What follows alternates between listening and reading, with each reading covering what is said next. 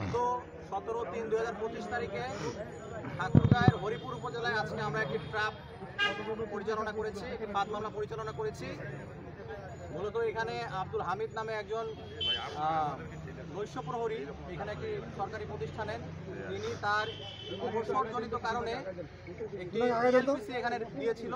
তার অবসরকালীন যে ভাতাগুলো সেগুলো যাতে তিনি সঠিক সময় পান, কিন্তু 5/2/2025 তারিখে এখানে তিনি তার আবেদনটি জমা দেন, কিন্তু আজ পর্যন্ত তার আবেদনটি নিষ্পত্তি করা হয়নি।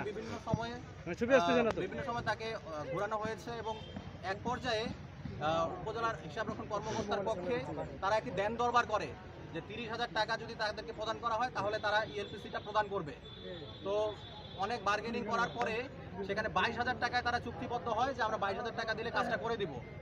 এর ইতিপূর্বে তারা 17,000 টাকা প্রদান করেছিল এখানে, তারপরেও তারা কাজটি করেনি। বাকি 5,000 টাকা পরিশোধ না করলে কাজটি করবে না, এইভাবে তাদেরকে জানানো হয়। তো আজকে 13 তারিখে আমরা অভিযোগটি পাই। 13 তারিখে আমরা অভিযোগটি পাওয়ার পরে আমরা একটি ফাঁদ টিম গঠন করি এবং ফাঁদ টিম গঠন করার পরে আমরা আজকে এখানে ছদ্মবেশে আশেপাশে বিরাজ করছিলাম এবং যখন ওই ভুক্তভোগী যিনি 5,000 টাকা আবেদনকারী যিনি 5,000 টাকা এখানে আজকে দিয়েছে, তারপরে আমাদেরকে একটি সিগন্যাল প্রদান করলে আমরা হাতে নাতে এসে অডিটর এবং এখানে যে হিসাবরক্ষণ কর্মকর্তা আছে তাদের দুজনকেই গ্রেপ্তার করি। তো মূলত আমরা 5,000 টাকা পাইছেন, আরো কোনো তার আমরা পেয়েছি। সেটি আমরা গতকালকে একটা ইনভেন্টরি করেছিলাম এই টাকার নোটগুলো।